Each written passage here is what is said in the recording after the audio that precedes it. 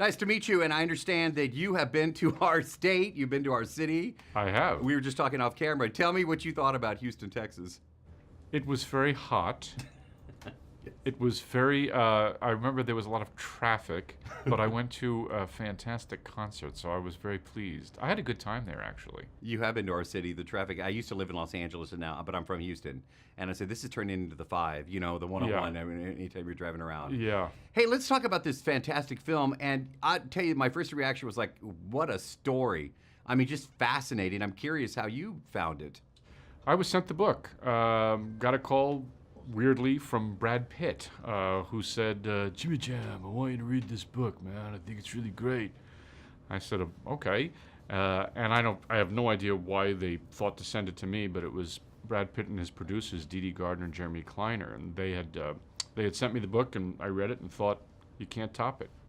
You guys actually filmed in the jungle, and there's a lot of stories going around, but I'm going to go straight to the source. Apparently, there were a lot of challenges. The heat. Yeah. Tell me a little bit about that. Well, you can sort of theorize and plan and all that, but when you get down there and you're in 100 degrees, 100% humidity every single day, and you realize that we're invaders in a world that's basically populated by insects and animals, and they don't really want us making a movie. It's an apparatus that they don't really understand or appreciate, and it's an assault. But you do it because you want to try and bring audiences someplace they don't go in their daily lives. So we did it, and it was crazy. How proud are you of this cast? Because everybody within there, Sienna, Tom, Charlie, of course, everybody just was.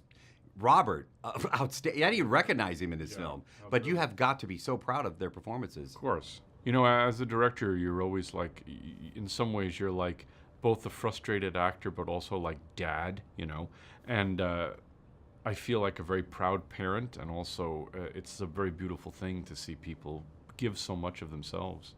It's a true story. Yeah. So what are the challenges to making sure that you keep it true to the story? Is there a little bit of a pressure to make sure that it's done right? It's a great question. I think that what's important is you maintain a certain essence of the person. I don't think the facts of the case being exactly right every single time are all that important. I mean, it's not a documentary. I did try to stay as true as I could. But, a person's life that's like a 25-hour miniseries. It's not a 2-hour movie. So you have to make concessions. You have to combine characters. You have to, in real life, he went on 8 trips to Amazonia, and in the movie it's 3.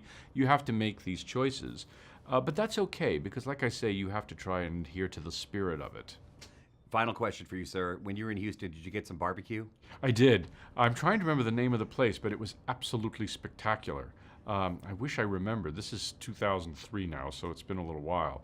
But it was incredible. I think the best I ever had, actually. Come back. We've got a place called Killins you'll absolutely love. Sounds great.